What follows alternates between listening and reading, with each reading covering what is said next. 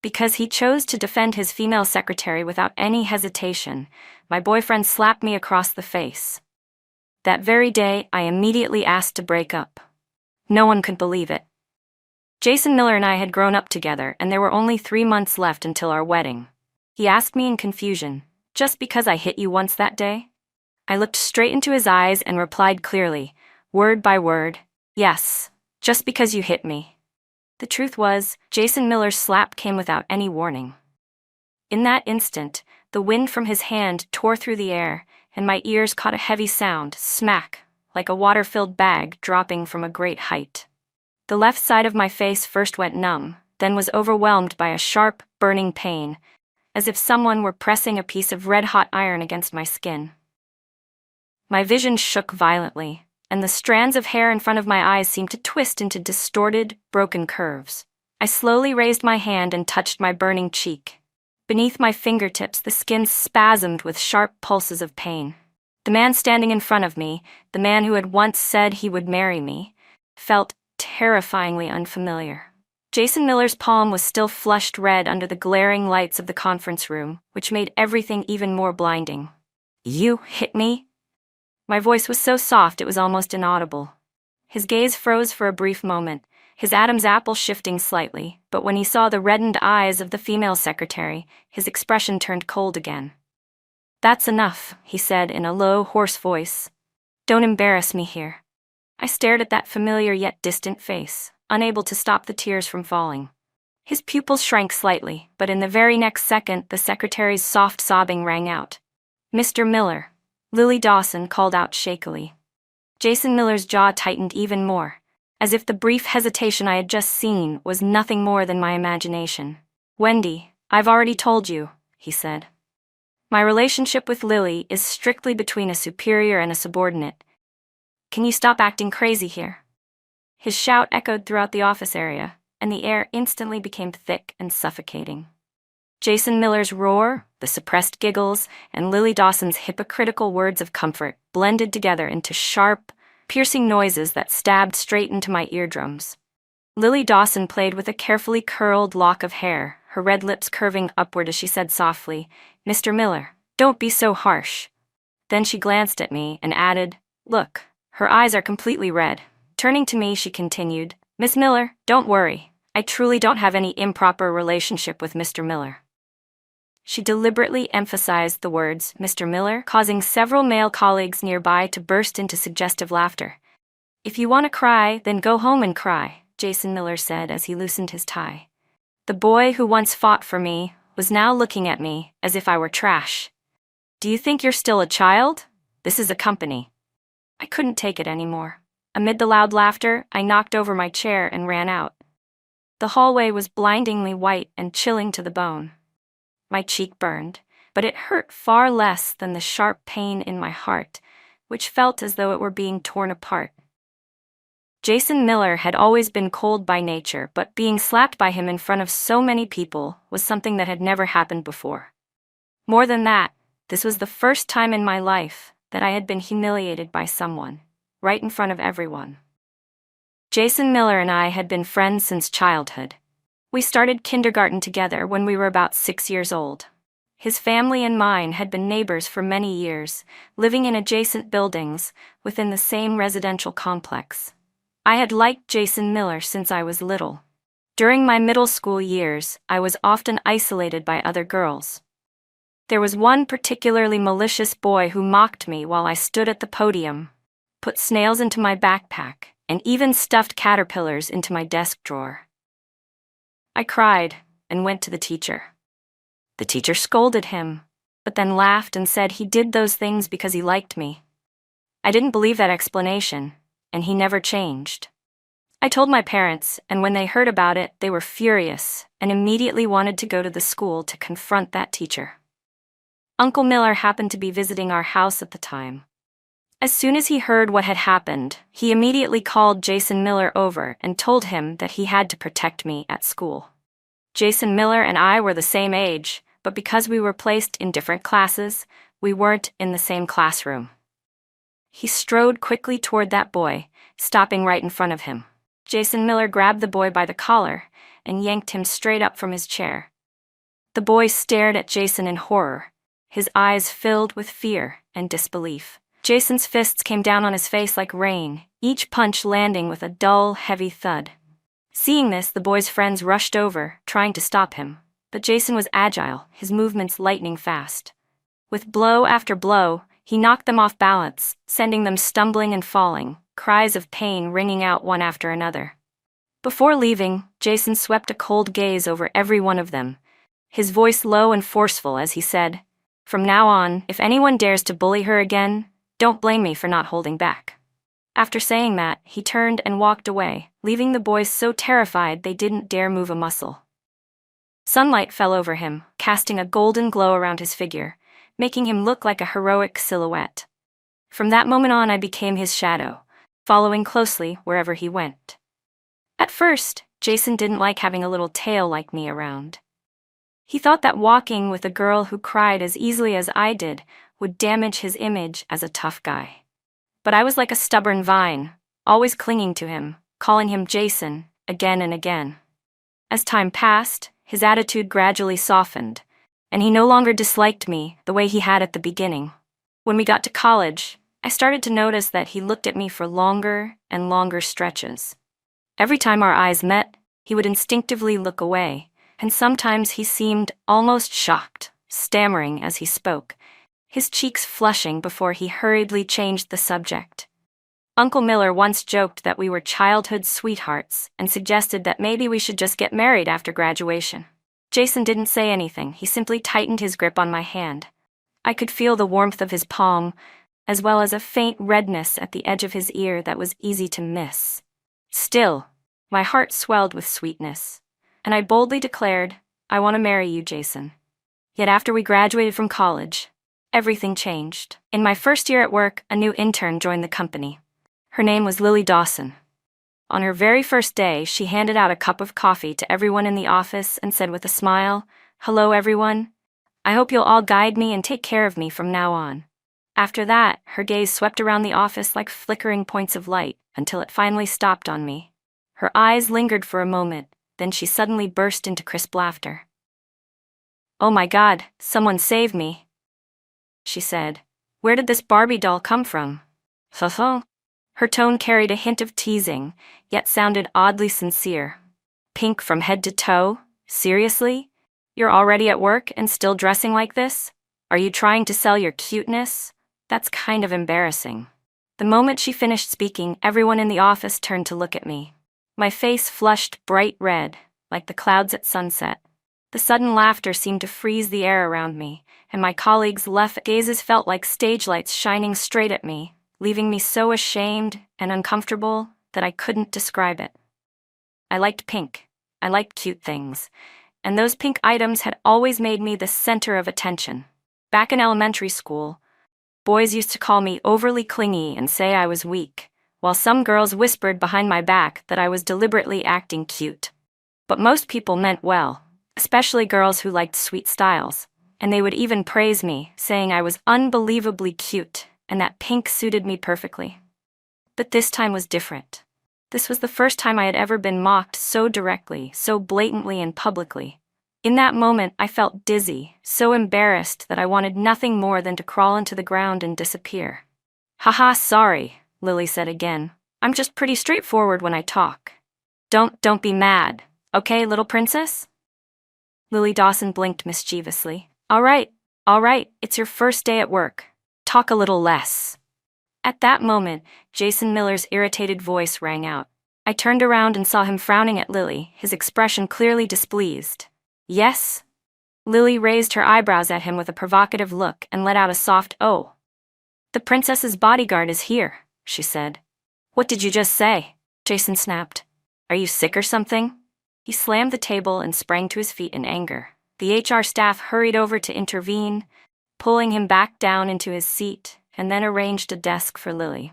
I didn't know whether it was a coincidence or deliberate, but the only empty seat in the office happened to be right next to Jason. From that day on, they became desk neighbors. I didn't know when Jason and Lily had started getting close, until one day, without any warning, The strawberry milk Uncle Miller had asked Jason to bring me every morning was replaced with plain whole milk.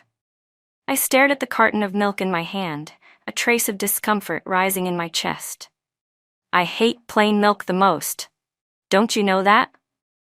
He gently patted my head, his tone casual and dismissive. All right, don't you just like the pink carton on the strawberry milk anyway? You're already grown up, yet you still drink strawberry milk every day. Does that really look appropriate? Drink plain milk from now on. It's better for your health.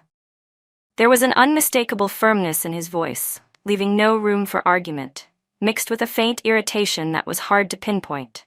Lily Dawson was holding a carton of plain milk herself. When she heard that, she turned around, her eyes and the corners of her lips forming an awkward smile. Sorry, little princess, she said. It's because I like plain milk, so I told Jason to bring this. She smiled in a half-joking, half-serious way, then added, but strawberry milk is so sweet it's cloying. Do you really like that taste, or are you just deliberately acting cute? I gently set the milk carton down on the desk, frowned, and locked my gaze onto her. You really like giving people nicknames, don't you? She paused slightly, then her face showed a mix of surprise and helplessness. Haha, why are you being so serious? I was just joking a little, you're too sensitive. Am I sensitive, or are you feeling guilty? I knew the answer in my own heart. That's enough, Wendy, Jason said, stepping in to stop us, his expression looking as if he had a headache. Lily just speaks without thinking sometimes. Don't take it to heart. Anger surged up in my chest like flames leaping into my eyes, blurring my vision with heat. Suddenly, I swung my arm and shoved Jason away with all my strength, at the same time snapping at Lily. If you don't know how to speak properly, then don't speak at all. Jason was startled by my unexpected action. He immediately reached out and grabbed my waist, his voice tinged with worry. All right, I was wrong. Don't be mad anymore. Tomorrow I'll bring you strawberry milk, okay? Lily's face instantly darkened. Her gaze turned sharp as a blade, staring straight at me as if she wanted to pierce right through me. The next day, Lily seemed to pay me special attention. When I gently pulled out a pink tissue, her voice immediately rang through the space. Wow, even your tissues have to be pink. Do you think you're a Barbie doll? At lunch, I used a wet tissue to wipe the disposable chopsticks, while she exchanged meaningful looks with a few male colleagues nearby, as if silently sharing some private joke. The princess syndrome is acting up again, she said lightly, with a hint of mockery. When it came time for the once-a-year desk rotation, I hugged my computer monitor, feeling a little tired and planning to rest for a moment. Lily's voice echoed across the entire company. Oh my God, the princess can't even carry things anymore. Hurry and call a few knights to help the princess. Her tone was deliberately exaggerated, drawing the attention of many colleagues around us. At times like that, the male coworkers who were close to her would chime in, and bursts of laughter followed one after another. It was as if she genuinely found all of this amusing. At first, Jason Miller still felt uncomfortable and would speak up to stop her, but Lily Dawson always waved it off with a giggle, saying it was just a little joke. Wendy usually looks so serious, she would add. I'm just helping her blend in better with everyone. Hearing that, Jason nodded slightly, as if considering something. Wendy is a bit introverted, he said. Are girls these days all like that? Lily lightly punched his shoulder, her voice carrying a hint of intimacy. Hey, not me, she said. Don't lump me in with other girls. Jason only smiled and said nothing more. Inside, I felt a bitter ache. Jason had always thought I was fragile, that I had a bit of a princess temperament. I knew that. Perhaps in the eyes of many men, liking pink, being overly neat, and not being physically strong all amounted to some kind of princess syndrome. Until one day, I truly couldn't endure it anymore. That year, during the Lunar New Year, I traveled to Tampa with my parents. Under the sun, my skin darkened by several shades into a healthy tan. It had happened before. After resting for half a month, my skin would return to normal, so I didn't think much of it. After the holiday, I returned to the company. Under my down jacket, I was wearing a pink sweater. The moment Lily saw me, she suddenly shrieked. Oh my God, Wendy Miller is that dark and still wearing pink? Don't you think that's ridiculous? No, seriously, haha, I'm dying. And you still want to be a princess like this? What kind of princess is that, Dark? You look more like one of Disney's brown-skinned princesses. She and several male colleagues burst into uncontrollable laughter. But Jason found it amusing too. The corner of his lips curved slightly. In that instant, humiliation and panic surged over me like a tide. My head burned hot, my fists clenched tightly. Amid the mocking laughter, I picked up a cup of water and, without a second's hesitation, splashed it straight onto Lily's face. She froze, then frantically wiped the water from her face. Her carefully applied makeup was smeared by the water, making her look utterly ridiculous. The surrounding colleagues all turned to look, their expressions a mix of shock, curiosity, and awkwardness. "What are you doing? Are you crazy?" she shouted. "I'm sorry," I said, deliberately mimicking her tone. "You're an intern, yet you wear eyelid tape, full foundation, and lipstick every single day. No wonder your performance is so poor. Are you here to work, or just to put on a show?" A few male colleagues who were close to Lily frowned and stepped in front of her. Jason stood at the very front like a wall. He snatched the cup from my hand. "Wendy Miller, apologize immediately," he said in a deep, forceful voice, his gaze carrying an order that couldn't be defied. My eyes began to sting as I stared straight at him. "Didn't you hear how she insulted me just now? She was the one who provoked me first." "That's already over," he replied calmly and firmly. "You've already retaliated. Now you need to apologize for splashing water." His voice was so composed, so resolute, it felt cold. "If you're wrong, you have to admit it. Don't be stubborn like a child."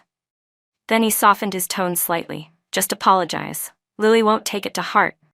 I let out a cold laugh, the corner of my lips lifting in mockery. "Get lost." Jason's eyes widened.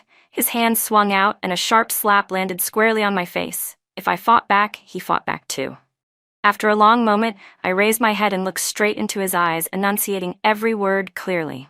"Jason Miller, let's break up." That day, I didn't stay late at the office anymore. I went home immediately. The moment I stepped through the door, I was like a storm tearing through the room. I overturned the bookshelf, the wardrobe, and the storage cabinets, leaving the entire room in chaos. I found a large cardboard box and gathered up every single gift Jason Miller had ever given me since I was little.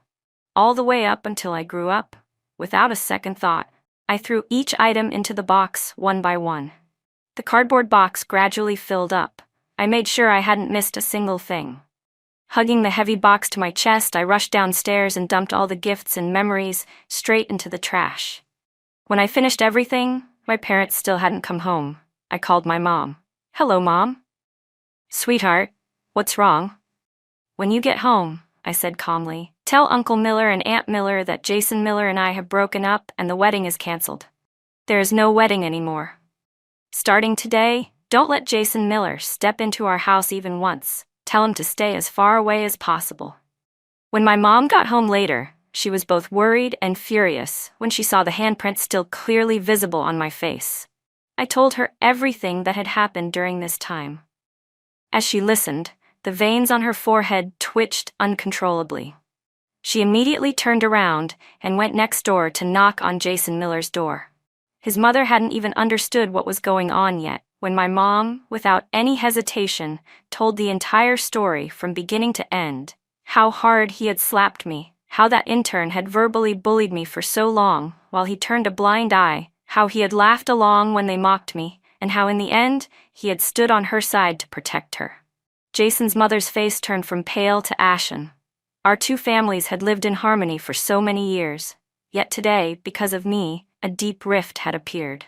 Still, my mom never blamed me. She only gently stroked my head.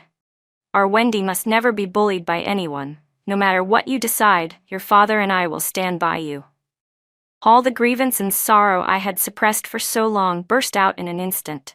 My nose burned, and I hugged my mom and cried uncontrollably. That evening, when Jason Miller returned home, he must have seen the things I had thrown into the trash. He angrily knocked on my door. "Wendy Miller, come out, we need to talk." I opened the door immediately. Standing there was Jason Miller, his face icy cold. "Why did you throw away everything I gave you? What does it have to do with you?"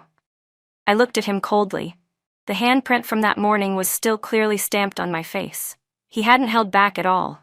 Half of my face was bruised and swollen, the marks of his fingers starkly visible, not fading but growing worse with time. Jason's expression changed. He stood there in a daze, staring at the injury on my face. After a long while, he said in disbelief, "Why is it this serious?" As he spoke, he reached out, intending to touch it. I took a step back, my face expressionless. I was rarely injured. In the past, even the smallest scratch would make my eyes well up as I ran to him, telling him about it and demanding comfort. In truth, I wasn't afraid of pain. My nerves were just a bit dull, and sometimes I wouldn't even notice a scrape until days later. I did all that only to act spoiled in front of the person I liked. On the contrary, Jason Miller was always the one saying I was weak, yet in reality he enjoyed the feeling of being relied on by me. But now I no longer did that. Jason had never seen me this cold before. For a moment, he couldn't believe it. "I didn't mean it, Wendy," he said.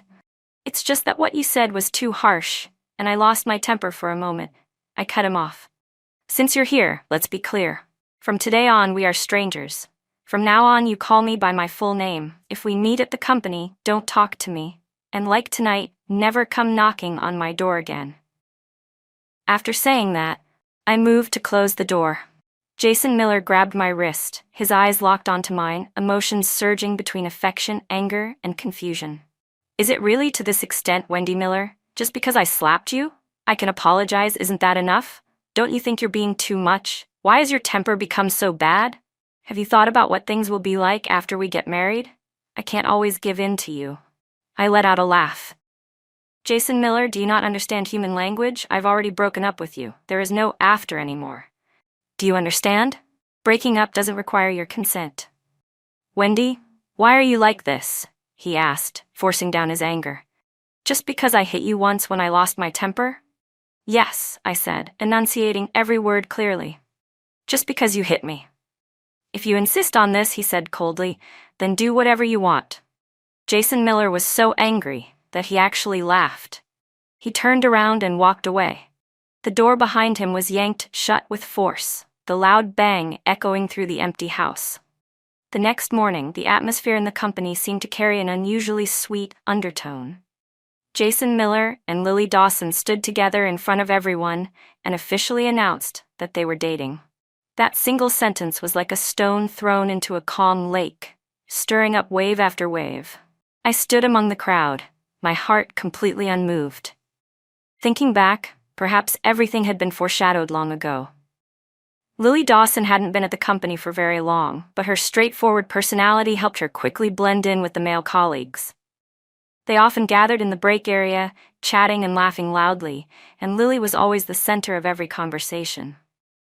In contrast, she'd barely interacted with the female colleagues at all. She once said casually, "Oh my God, I just like hanging out with guys. It's less tiring with them. You don't get talked about behind your back like you do with girls, they're always comparing things."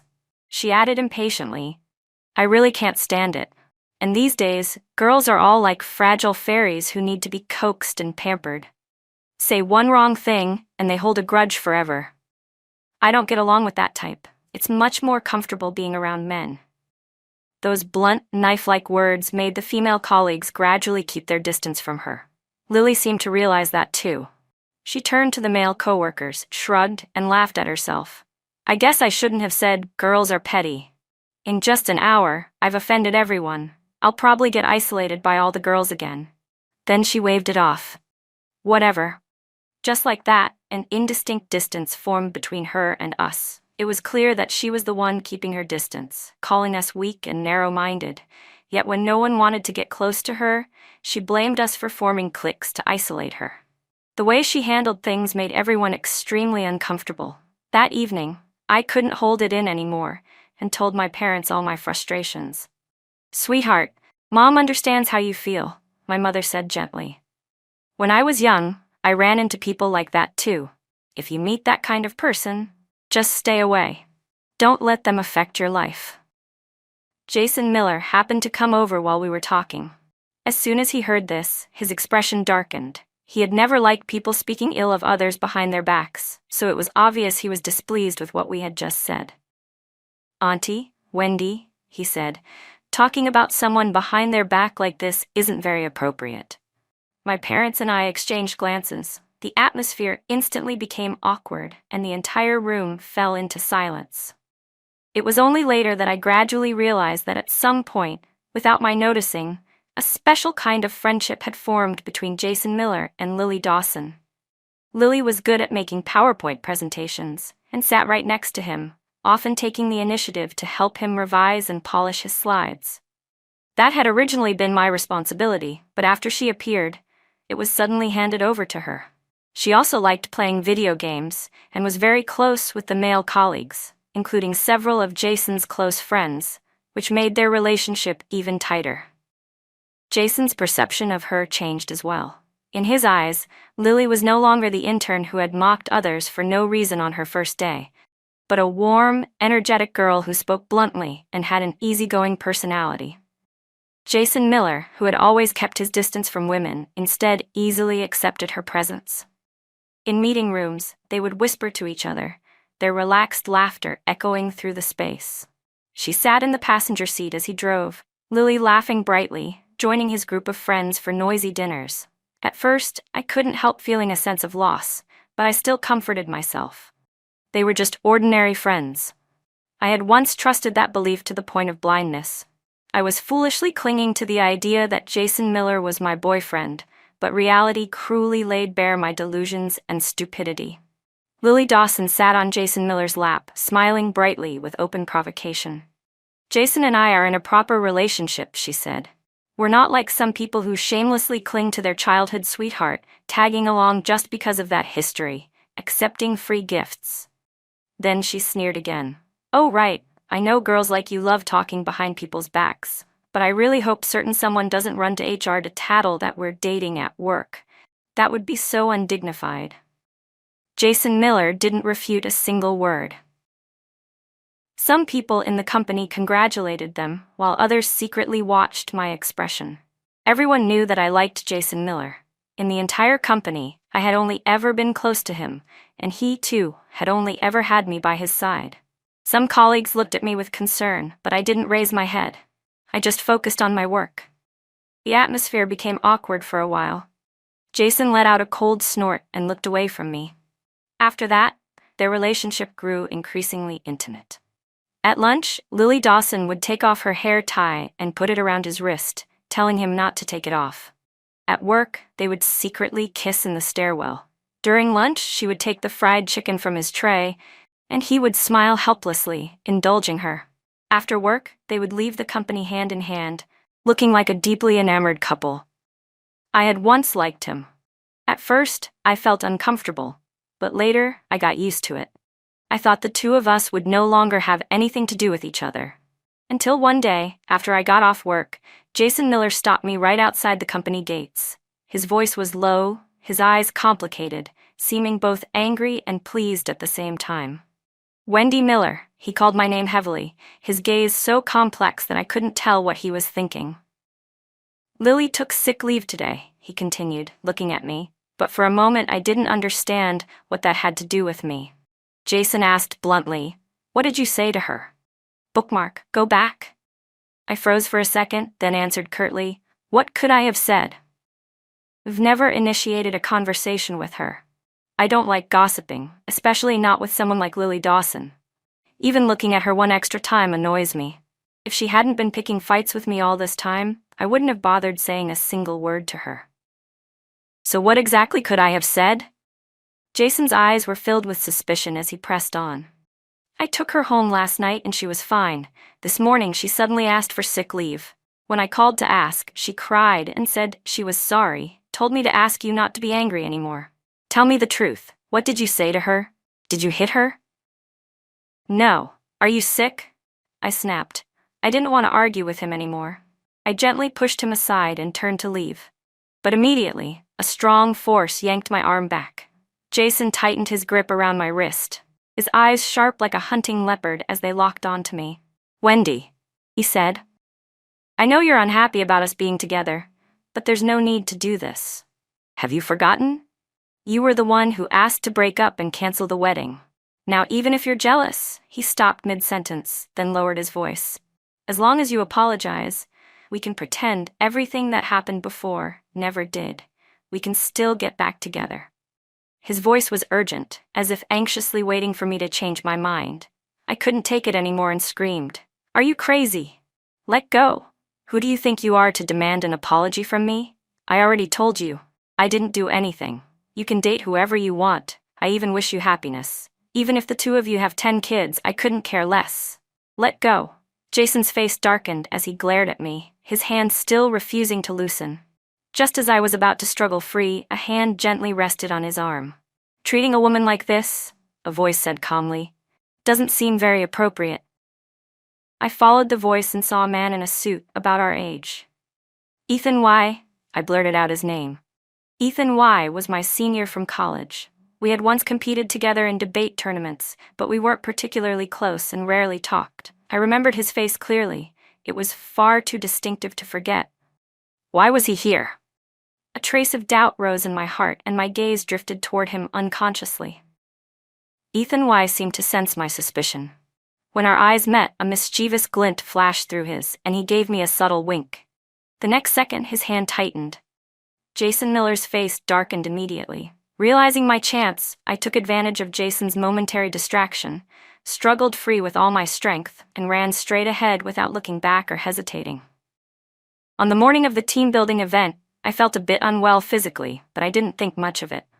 Under the guidance of the HR department, my colleagues and I began the hiking activity. As the pace picked up, my vision gradually blurred, and my limbs grew weak and limp. Only then did I realize the signs of low blood sugar, but it seemed too late. My steps faltered, and my body collapsed onto the cold ground. Around me, panicked shouts from my coworkers rang out, followed by hurried footsteps rushing over. A steady arm wrapped around me and helped me up. I looked up. It was Jason Miller. His voice carried reproach. "You're having low blood sugar again, aren't you? Did you skip meals again? With your condition, you still went hiking. Can you take better care of yourself? Does it hurt from the fall? I'll take you to the hospital." He kept talking beside my ear. I was already irritated from the fall, and the added attention from my colleagues made me even more annoyed. I tried to pull my hand out of his grip. "Don't touch me. I can walk on my own." He snapped softly. "Is this the time to be sulking with me? Can you think about your health for once? I'll just take you to the hospital and leave right after. Is that okay now?" I let out a cold laugh. "What are you saying? Is low blood sugar some serious illness? I just need to rest for a bit. Am I dying or something that I have to go to the hospital immediately?" Jason clenched his teeth. After a moment, he forced out a few words through gritted teeth. "Do you have to be this unreasonable?" I looked at him calmly. "If that's what you think, there's nothing I can change." He flung his arm, shoved me aside, turned around, and walked off without looking back, leaving me standing there alone in the strong wind. In the end, the HR manager couldn't put her mind at ease and insisted on taking me home. When my mom heard that I'd had low blood sugar, her brows knitted tightly, and she firmly made me go to the hospital for further checks. Not wanting to worry her, I obediently went along. The hospital that day was unusually quiet. The main lobby was nearly empty, with only a few people scattered around. My gaze swept inadvertently toward the waiting area, where I saw a man sitting. It was Ethan Y. When his eyes met mine, a spark lit up in them, and he broke into a bright smile. "Hey, Junior," he greeted me cheerfully. "We meet again." His voice carried a hint of pleasant surprise. "What a coincidence. You're here at the hospital too." I merely nodded politely. As we talked, I noticed his knee was wrapped in thick gauze. Blood had already seeped through, staining the white fabric a glaring red. He seemed to notice my gaze, lowered his head to look at his knee, and scratched his head a little awkwardly. "Oh, this? I had a small accident while driving today. It's nothing serious, just a superficial scrape. What about you? Are you okay?" The blood soaking through the bandage made me slightly uncomfortable, but my attitude toward Ethan softened unconsciously. "I'm fine. It's just mild low blood sugar. You should get some rest." Ethan nodded vigorously and smiled brightly, not looking like an injured person at all. In the days that followed, because I was dealing with low blood sugar, along with irregular menstrual cycles, and Ethan had his knee injury, every time we went to the hospital, we would coincidentally run into each other at the entrance. As time passed, The unfamiliarity between us gradually faded and we became closer. Ethan Way was an easygoing, gentle person. He seemed to have been born knowing how to make others feel at ease. His thoughtful, measured concern always made me feel comfortable around him. One day, as he sat on the hospital bed, his eyes carrying a hint of shyness, he said to me, "Junior, I think our relationship might be able to take a step further. What do you think?" I froze in surprise and hurriedly waved my hands in refusal. No. But he wasn't discouraged by that. A week after neither of us needed to go to the hospital anymore, he began coming to my company every day after work. Sometimes he showed up holding a bouquet of flowers. Other times he brought along my favorite desserts. As soon as he arrived, he would stick by my desk, talking non-stop and joking around. The girls sitting nearby would always cheerfully give up their seats for him. And just like that, with Ethan Y appearing so frequently, rumors that we were dating began spreading throughout the company. Even though I kept denying it, my coworkers still looked at me with knowing expressions, as if to say that it didn't matter whether I admitted it or not. Everyone already knew. Even my boss couldn't help leaning over to whisper, "Wendy, I have to ask, does Ethan Y really have an 8-pack?" I froze. The question caught me completely off guard. How would I know something like that? Still, I answered honestly, "I don't know." "Oh, come on. Why are you keeping secrets from me?" she laughed. "We're just asking. I heard he was on the men's soccer team back in college. When he played, didn't he ever lift his shirt to wipe sweat? No girl ever caught a glimpse of his body? He's like the textbook definition of a perfect guy, you know." A female colleague who had been my classmate in college and now worked at the same company chimed in, poking my shoulder excitedly. "I heard you're dating him, right? You were in the same class. He said he has 6-pack abs. You're his only girlfriend. You must have seen them. Come on, share a little. Are they nice? What do they feel like?" I suddenly sank into my memories. Had he never lifted his shirt? That didn't seem right. I remembered that back in college, he often complained about the heat and would occasionally tug up his shirt to wipe sweat. Thinking carefully, it seemed like there had been a few times when I'd glimpsed the outline of his abs. I murmured unconsciously, "I think he does, but he's pretty skinny." Now, though, I'm not sure. Before I could finish my sentence, she shrieked, "Oh my God, you really kept that all to yourself." "Don't yell, lower your voice," I said hurriedly. "I only saw it from afar a few times." No, there's nothing between us. Really, there's nothing." I quickly reached out to cover her mouth. At the same time, we both turned toward the source of a sudden noise. All we saw was the cup in Jason Miller's hand falling to the floor, shattering into pieces of glass. His face had gone pale, as if it took him a long moment to regain his senses. Then he slowly bent down to pick up the shards. Just as he crouched, Lily Dawson suddenly cried out, "Jason, your hand!" Only then did I notice that a shard of glass had cut Jason's finger. Fresh blood dripped steadily from the tip of his finger. He stared blankly at the wound, as if lost in thought. "Jason, I have tissues. Come here. I'll bandage it for you," Lily said anxiously, reaching out to pull him toward her. But Jason shoved her away hard. Under everyone's stunned gazes, he took heavy steps toward me. The wound was deep, blood flowing non-stop and leaving a red trail across the floor.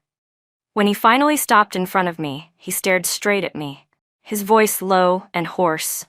"I'm hurt, Wendy. Can you give me an alcohol swab to disinfect it?" I looked at him in silence. I always carried disinfecting cotton swabs with me. Jason knew that better than anyone. It was because of him. When we were kids, Jason often got into fights because of me. Back in elementary school, the boys liked to tease me by pulling my hair or flipping up my skirt. They even secretly stuffed strange, disgusting things into my backpack and desk drawer. At my desk, they would do it deliberately just to startle me.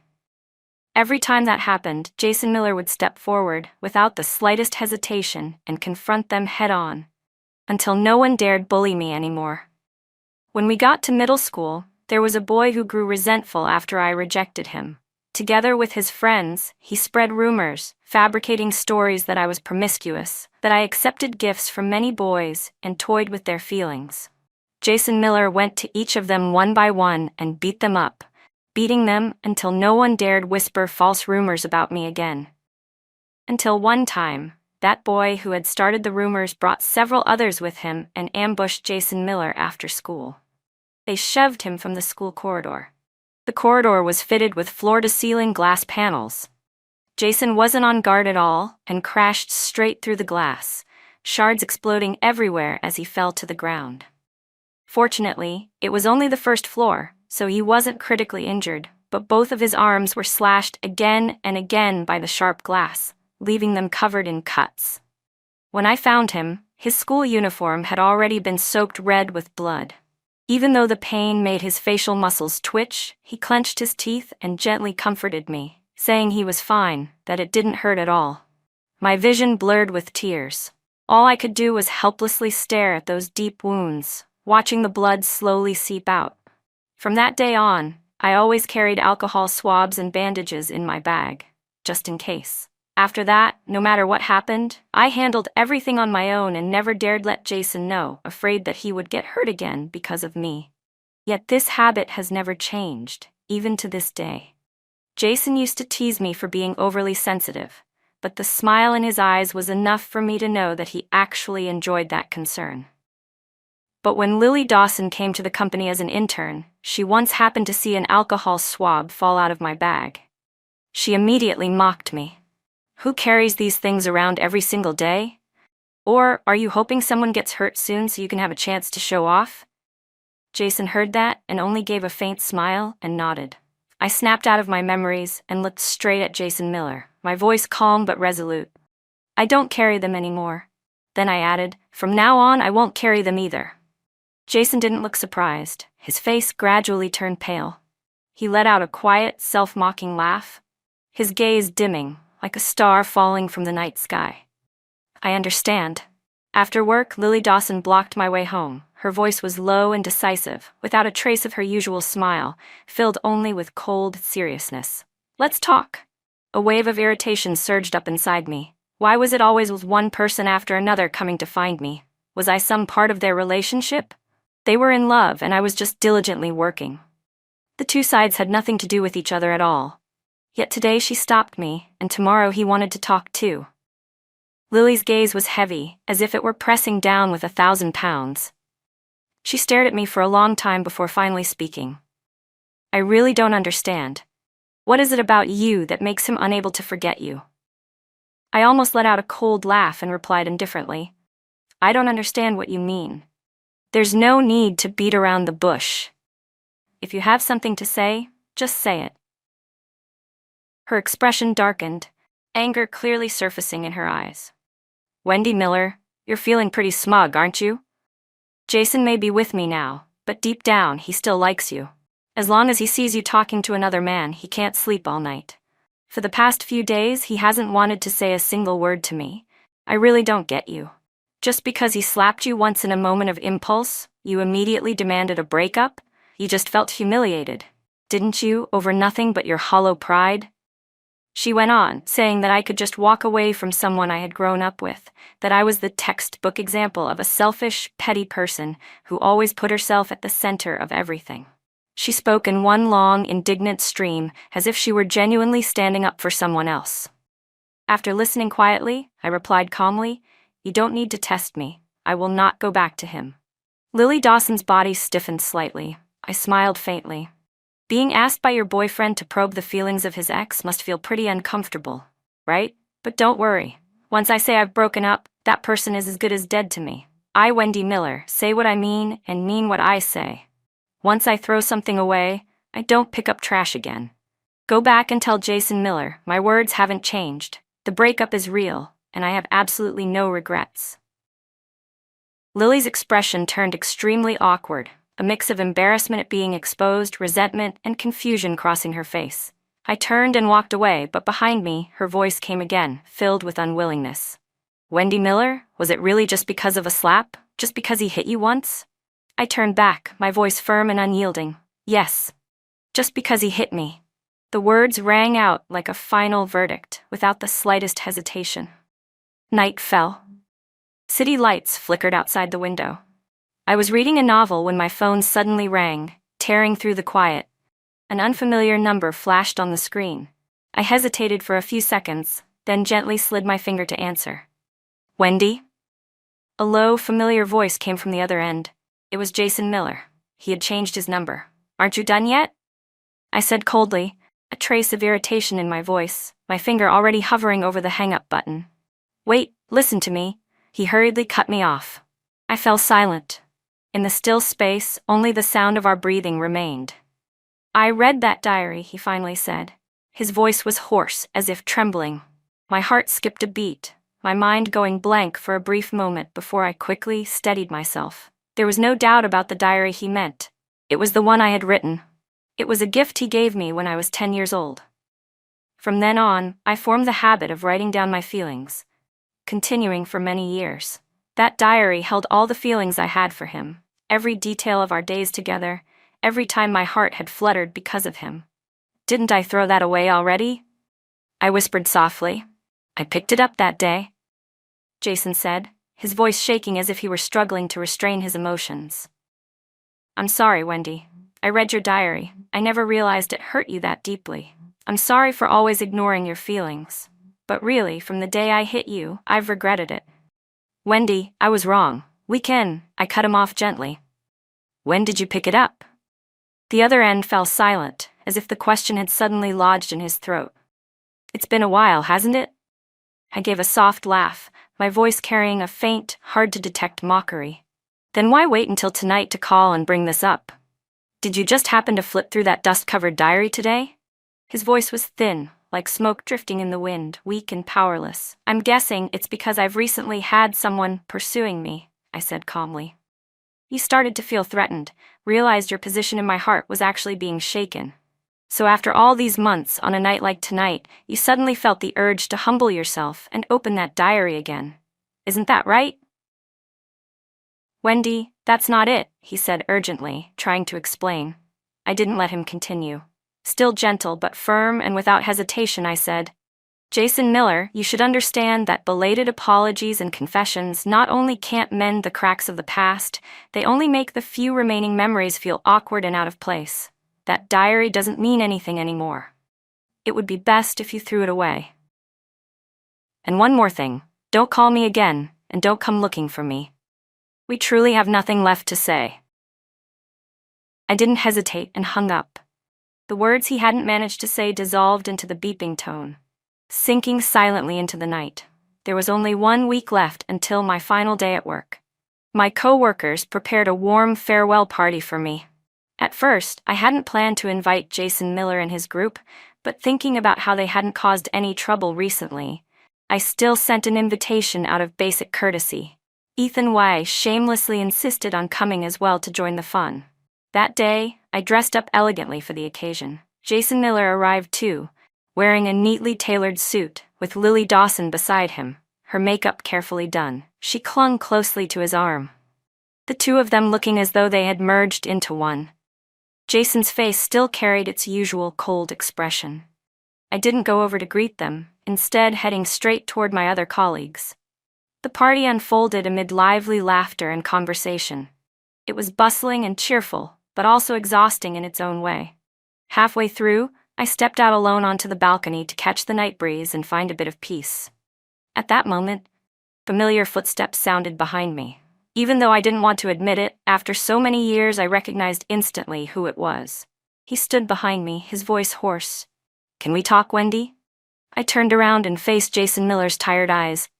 Of course, I replied calmly and distantly, but I hope this will be the last time. His face turned pale, and he let out a self-mocking laugh.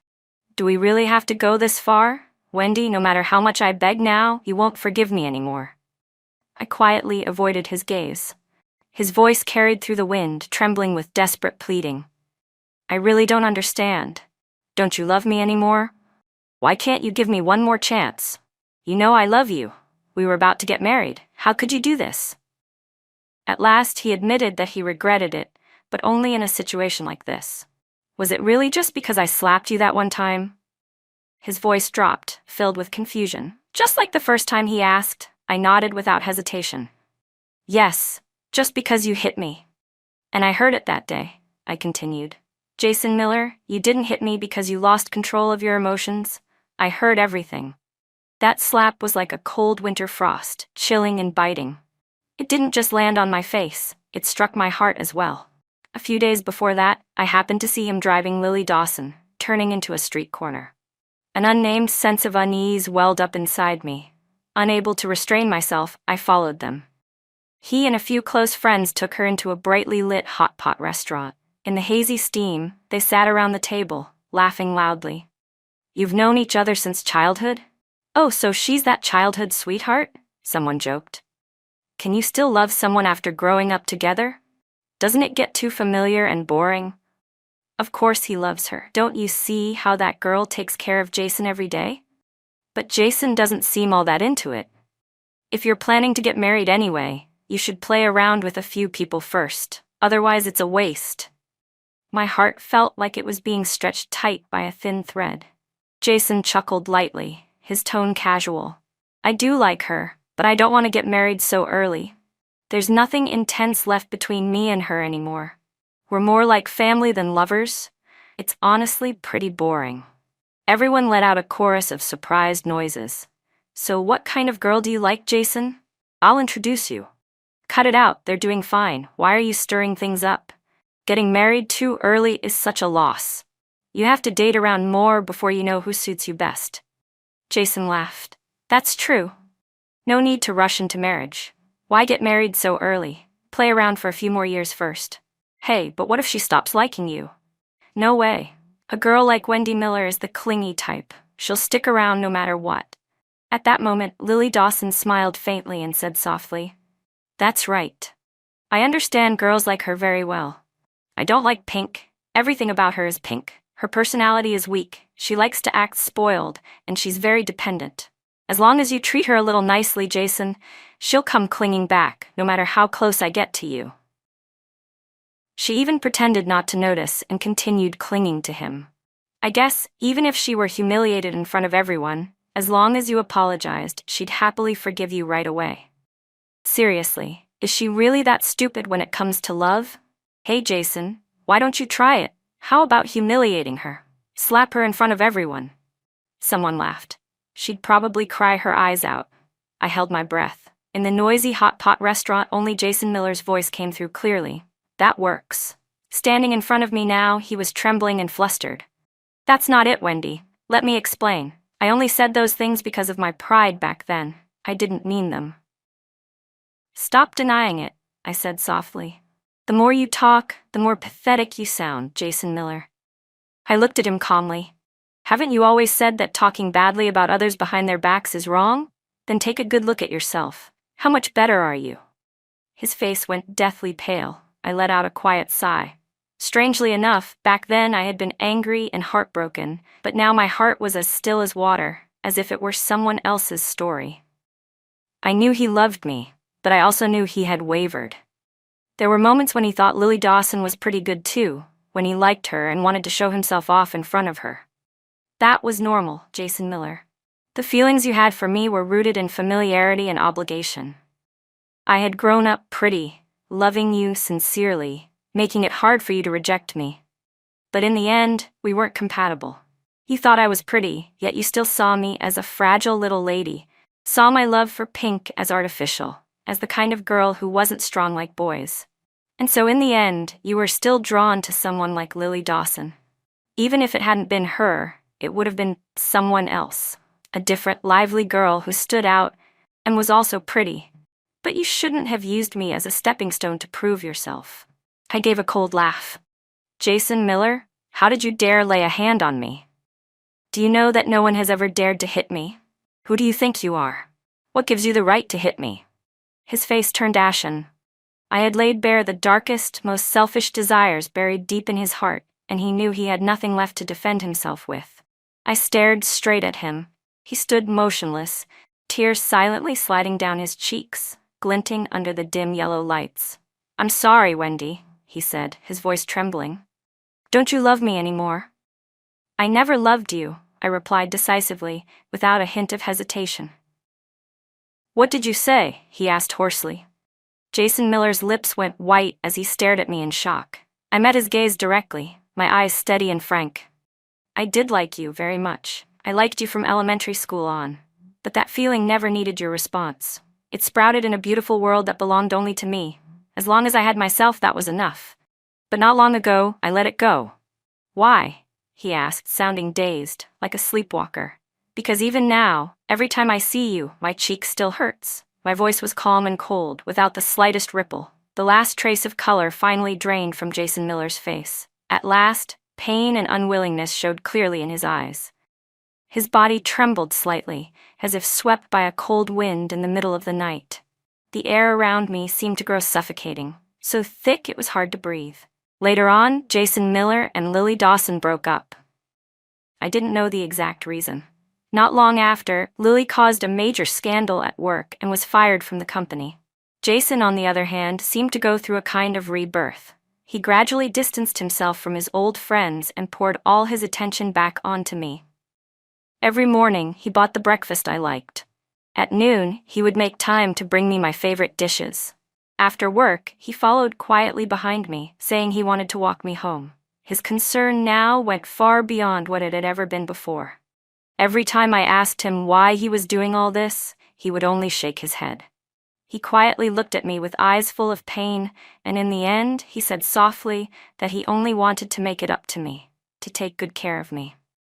To be honest, his persistence truly became a burden to me, like something I could never drive away, no matter how much I tried to push it off or reason with it. Around that time, my parents retired. They wanted to return to our hometown and live off the land. After the whole family discussed it, we decided to sell the house here and move to Southport. I didn't tell anyone about this in advance. It wasn't until the weekend that I sent farewell messages to a few close friends. Jason Miller was the last person to find out, though I don't know how he learned about it. On the day we left, he chased after our car for a long, long time. Sitting in the passenger seat, I quietly looked into the rearview mirror and saw him running with all his strength, his hands stretched out as if trying to hold on to something. I saw tears streaming down his face, saw how pale he looked. "Don't go, please don't go, Wendy." His voice was gradually carried away by the wind, fading into the swirling dust. As our car moved farther and farther away, the figure that had accompanied me for so many years grew smaller and smaller, until it became a faint black dot and finally disappeared from sight. Later on, I occasionally heard bits of news about Jason Miller from former neighbors. Some said he had fallen into decline, drifting through his days in a daze. Others said he let himself go, changing girlfriends as easily as changing clothes. There were also those who said he had completely changed, working day and night without rest. I no longer cared. After arriving in Southport, I took the civil service exam and passed. Carrying my aspirations with me, I stepped into the future. Unexpectedly, Ethan Y's hometown was also in Southport. After meeting me again, he actively and warmly pursued me. During the first 2 years after I moved there, every year on my birthday, an anonymous package would arrive right on time. Sometimes a Labubu doll I had once mentioned online, other times the fresh dark chocolate I liked. I accepted them all but never touched them, letting them lie quietly in a corner of the storage room. By the 3rd year, Ethan Way and I registered our marriage. At his request, we made our relationship public on social media. From then on, those yearly gifts stopped arriving. On my wedding day, I received an anonymous message. "Wendy, you must be happy." I turned off my phone, linked arms with my father, and took 3 steps forward toward the groom. The story between Jason Miller and me had long since ended. The laughter and tears of those years had all turned into ashes, carried away by time, scattered to the wind. As for the story between Ethan Way and me, it was only now that it began, slowly and gently. What does it do to a heart to be loved only when it's convenient? Love and Lies story.